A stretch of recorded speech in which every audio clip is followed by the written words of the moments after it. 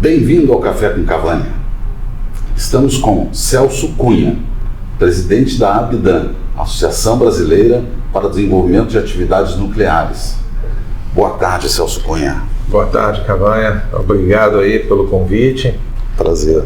Poder conversar um pouco com seus ouvintes sobre energia nuclear, né? Um tema apaixonante e ao mesmo tempo controverso, né? Controverso, né? É verdade.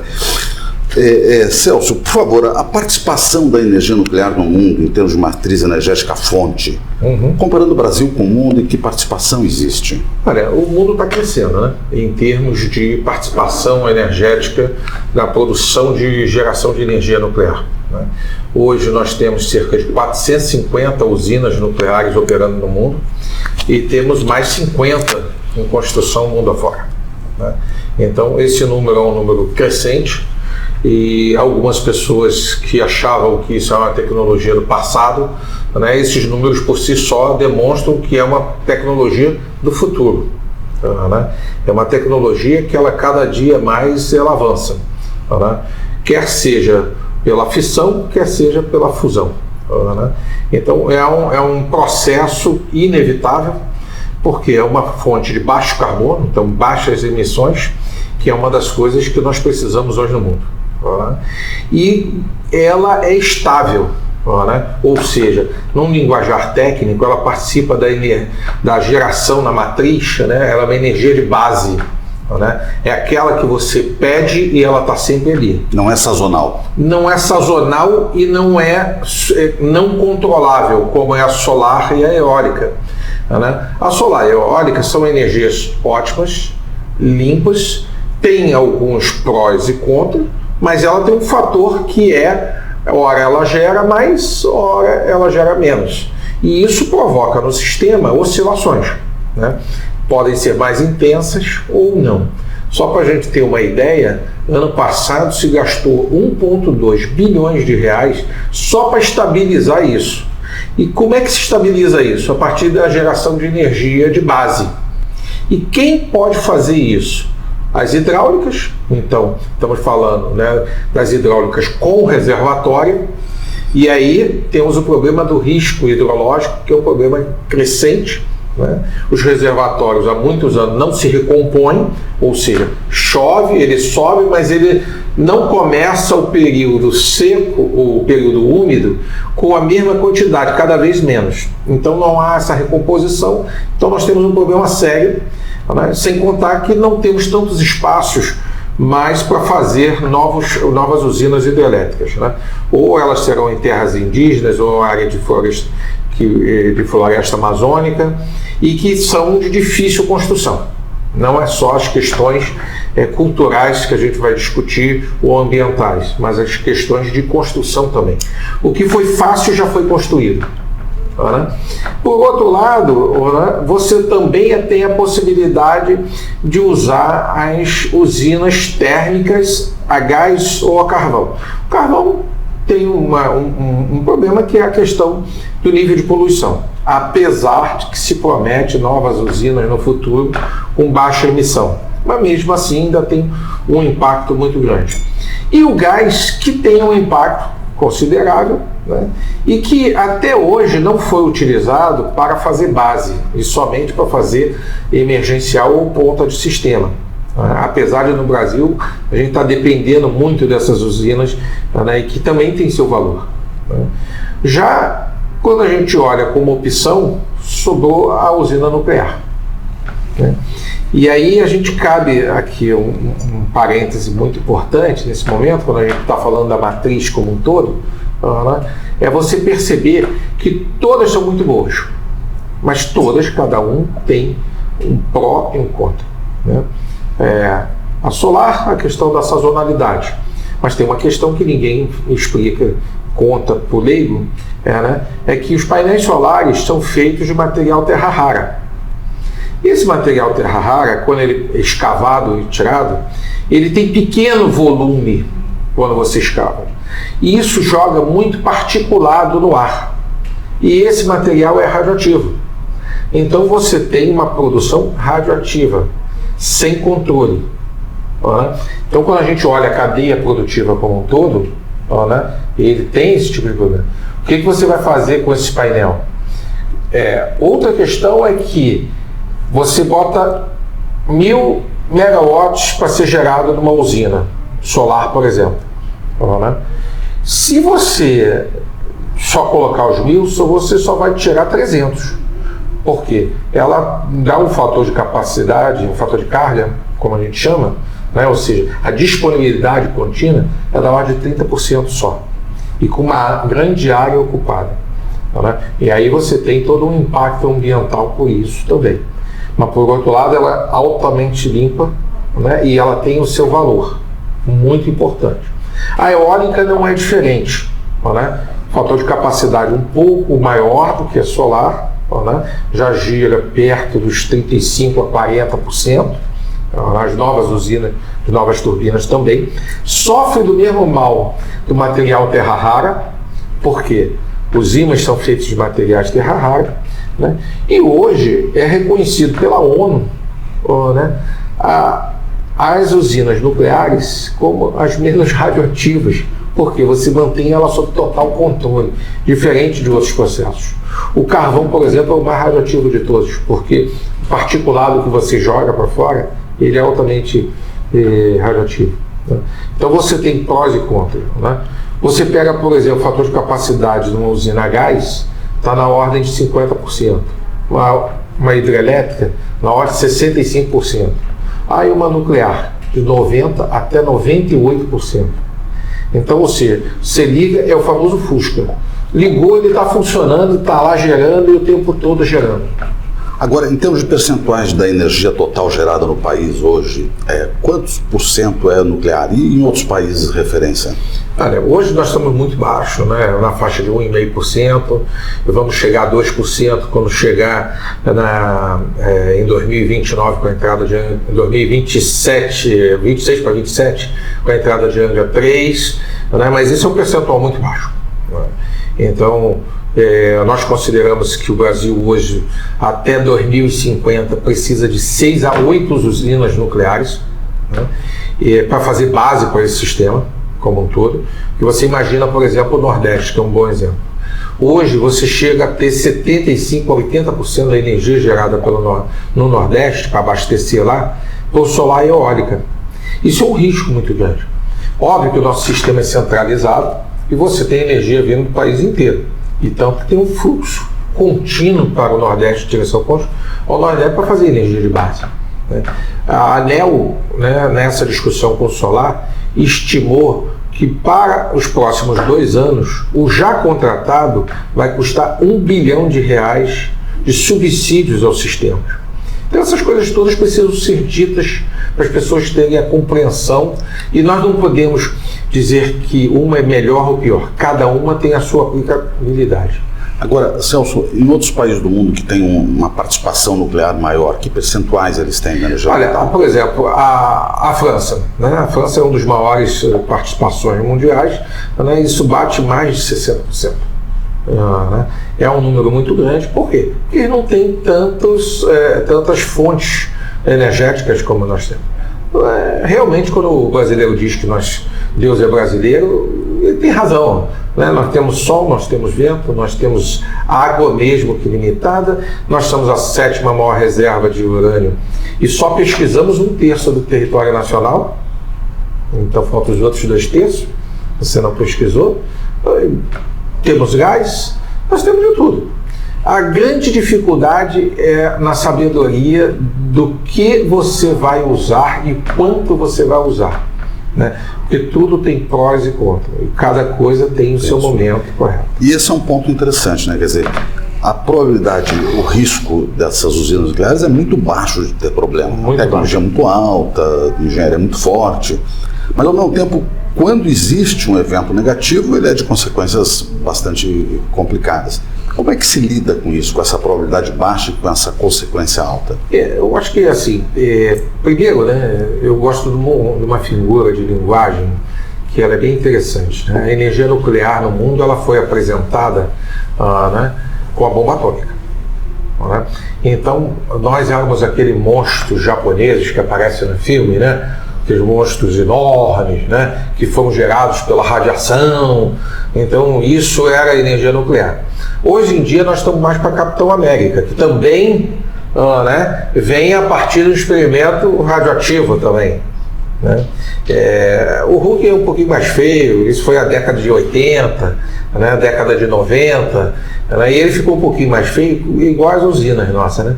Nós passamos por um Chernobyl no meio do caminho, e aí há de se ressaltar que aquela usina que tinha lá não era de geração de energia, né? Em plena corrida armamentista ainda, os Estados Unidos já tinham avançado muito mais. Aquela usina era uma usina de produção de plutônio, né? E outras coisas mais. Mas e lá teve um erro, né, que o homem politicamente interferiu no processo técnico. E fez algo que jamais poderia ter sido feito, contra tudo que se sabia. E com uma atuação reprimida politicamente à época. Então, até as informações chegarem, você vê que teve pessoas que foram contaminadas pelo processo e não pelo próprio incidente que teve. Aquele tipo de reator, né, a gente não usa mais, não se produz mais esse tipo de reator. Hoje o que se usa no mundo, a maior parte é PWR, a água, né, que você usa para fazer refrigeração. Né? E aí as pessoas podem se perguntar o seguinte: mas fica aí, Fukushima. Fukushima foi um terremoto, né, que derrubou as redes de linha de transmissão, né, que não se percebeu, porque isso foi longe. Né? E a parte de refrigeração, ela tem outras contingências que se faz. O gerador, baterias, que você foi consumindo isso. E em seguida, aquele terremoto provocou um maremoto, que gerou uma tsunami, que não derrubou a usina. Para você ter uma ideia, como uma usina ela é forte. Ela resistiu ao tsunami. Mas tinha uma falha não prevista ali, que foi o quê? Os geradores ficavam no nível do mar, num país que tem terremoto, que tem tsunami. Né?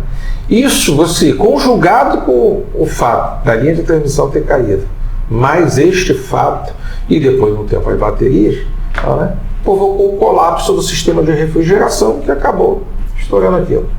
Né? A usina literalmente entrou em colapso. Né? Só que de lá para cá, né, desde Chernobyl, né, foi um grande exemplo que serviu para a humanidade aprender que todos os procedimentos têm que ser cumpridos, e cada dia mais, né, os sistemas ficaram mais automatizados e mais independentes do homem. Né? O homem, para fazer uma besteira, ele tem que fazer muitas besteiras e muitas mentes juntas. Depois, Fukushima, que nos trouxe uma lição, né, que foi o fato de uma série de configurações que existiam nesse reator foram tomadas providências, e isso, mundo afora, foi absorvido. Então você partiu por, hoje em dia, as novas usinas já partiram por, fizeram retrofits, né, reconfigurações, admitindo todos os incidentes. Nós temos aqui Angra 1 e Angra 2, fazemos testes com a população, evacuação e treinamentos exaustivos. Então, a gente lida com esse tipo de coisa cada vez com mais automação, mais treinamento. E se a gente parar para pensar, né, um dos meios de transporte mais seguro do mundo, você vai rir, saiu uma revista, é o elevador. Tem mais incidente que uma usina nuclear, mata mais do que uma usina nuclear. Você tem uma ideia, né, da proporção. Agora, o que acontece é que uma usina, quando ela acontece algo como catastrófico, né, ela é cinematográfica. Né? Então isso tem uma repercussão, isso mexe com o lado emocional não controlável da população. E que, por sua razão, muitas pessoas também não ajudam e não explicam a história como é que é. Mas ela é muito mais segura do que as outras fontes. é mais segura do que quando eu estava citando, por exemplo, a questão da energia solar. Vamos acabar com o painel. Não, pelo contrário, vamos continuar a fazer. Nós temos que controlar. O que vai fazer com os painéis? Que a vida útil de uma usina hoje em dia chega a 100 anos, depois da extensão de vida dela, pode chegar a 100 anos. Um painel desse, depois de 15, 20, 25 anos, tem que trocar a usina inteira. Então, é tudo tecnicamente muito discutível. Você não pode tomar uma decisão emocional, isso é melhor do que aquilo, ou vamos taxar o sol. Um discurso vazio que não contribui para nada, na verdade. Agora, Celso, o Brasil tem uma rota para a energia nuclear, eu digo até em termos de monopólio, não monopólio da descoberta, vamos chamar assim, da busca pelo mineral. Também a questão das usinas, a questão dos submarinos. Como é que é toda essa rota da energia nuclear no Brasil? Olha, nós temos uma cadeia produtiva grande, foi muito prejudicada porque esse programa ficou colocado na prateleira durante muito tempo, e várias áreas continuaram, apesar de não ser uma prioridade dos governos que passaram. E um programa desse, ele não é um programa de governo, é um programa de Estado. Nós temos que entender que isso é um programa de Estado, ele gera recursos e trabalho contínuo durante muitos anos. Uma usina leva 10 anos para ser construída, entre licenciamento e vai embora, a construção propriamente dita. E aí você chega, por exemplo, num pico você bota 5 mil, 7 mil pessoas. É muita gente trabalhando direto e indiretamente na cadeia produtiva. Então você imagina o que isso faz com o ciclo durante 10 anos isso. E quando você começa uma usina, é razoável que em 2, 3 anos depois você comece outra, para que os custos vá caindo. A nossa cadeia ela ficou amortecida. Agora, o governo entendeu isso, o ministro de Minas e Energia está percebendo a necessidade, principalmente pela questão do risco hidrológico, pela questão de precisar de energia de base no Nordeste e tudo mais. Tem uma tendência de se ter de 6 até 8 usinas novas. Se eu tivesse que apostar, eu apostaria em botar elas no Nordeste, por conta do que a gente já explicou, para ela trabalhar em conjunto com a solar e com a eólica, que é bom, e não vai menosprezar o gás, que também pode entrar no momento de flutuação do sistema. Isso é salutável que aconteça também. Então eu apostaria nisso. Nós estamos ainda com a mina de Santa Quitéria, de Caeté, na Bahia. Ela estava parada, vai reabrir agora, para reabrir ainda esse ano, provavelmente, e com isso a gente volta a extrair o urânio. Tem um processo de abertura da usina, da mina de Santa Quitéria, já uma parceria público-privada, porque lá não sai só urânio, sai outros materiais que servem para a área agrícola, inclusive, como adubo. Então esse processo também vai andar, e numa linha de se abrir o mercado para a participação privada nisso. O governo tem que investir. O governo não foi feito para cavar buraco. Fazer uma mina é cavar buraco, é extrair de lá. Isso não é papel do Estado. O papel do Estado é regular, é dizer para onde vai, qual é a tua reserva estratégica de urânio, quanto você pode vender para fora, como você vai vender. Nós somos num grupo de pouquíssimos países que temos a reserva, a tecnologia e domínio de todo o ciclo do combustível. Isso é importantíssimo. 3, 4 países no mundo contando com a gente. O submarino a propulsão nuclear, além de ecologicamente correto, ele pode ficar anos lá de baixo, ou seja, não vai ser por falta de energia, de combustível, porque dura no mínimo 1 ano. Estamos falando de pequenos reatores nucleares, de 50 mega, isso pode ser usado, essa tecnologia, depois para abastecer cidades longe, no meio da Amazônia, em locais de difícil acesso, você pode abastecer uma cidade quase que inteira, uma cidade pequena, uma cidade de 2.000, 3.000, 4.000 habitantes, você abastece tranquilamente. Sem contar que tecnologicamente é um ciclo enorme para isso, né? A Marinha, ela foi a nossa grande âncora e tem sido a grande âncora para o setor nuclear como um todo, né?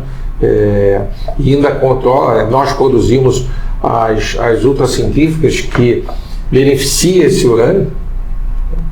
Quando tivermos o submarino com propulsão nuclear, só 5 países, né, dominam essa tecnologia, então nós estaremos nesse círculo, né, desta tecnologia, produzindo isso aqui no Rio de Janeiro, ali na Nuclep, na ICN do lado e na base naval. Os submarinos estão sendo montados lá, né, construídos integralmente, tecnologia francesa, e a parte nuclear toda brasileira, né, que é construída lá no CTMSP em São Paulo.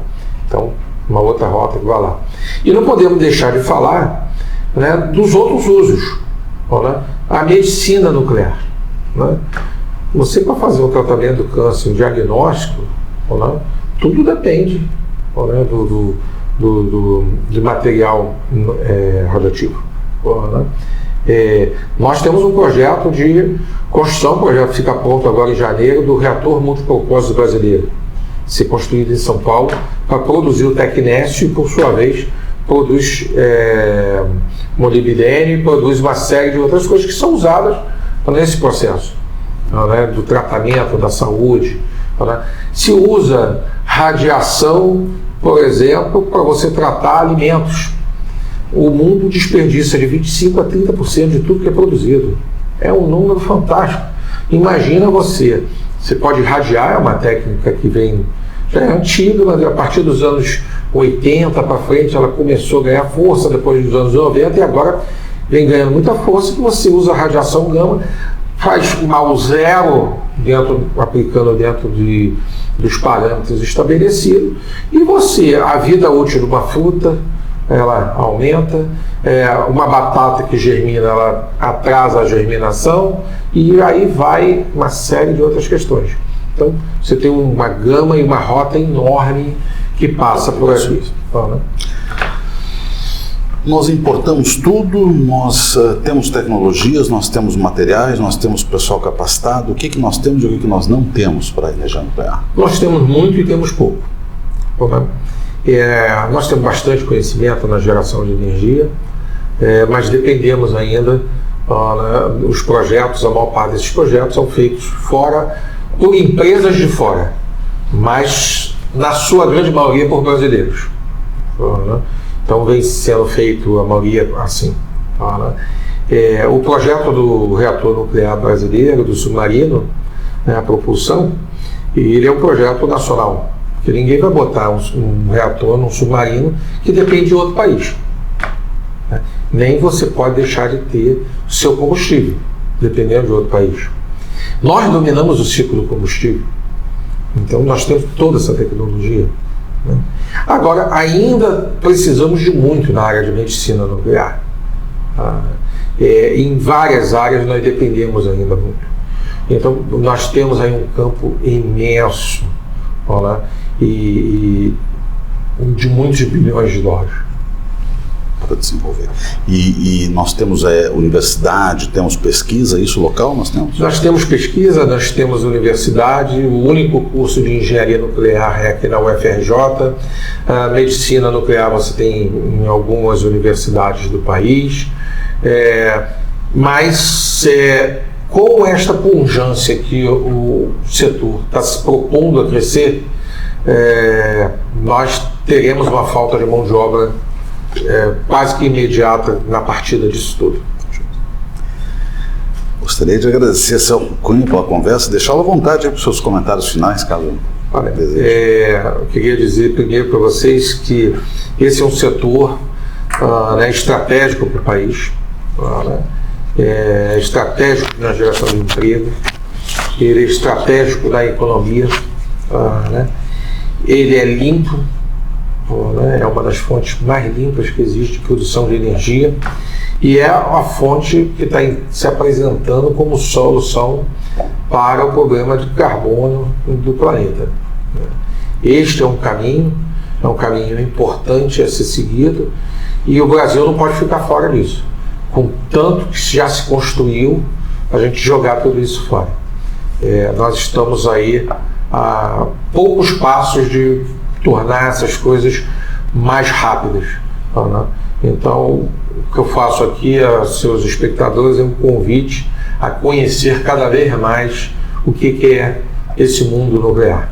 Certo. Muito bom. Muito obrigado, então. Muito obrigado. Obrigado a você, Cavalhado. Obrigado. Boa tarde a todos.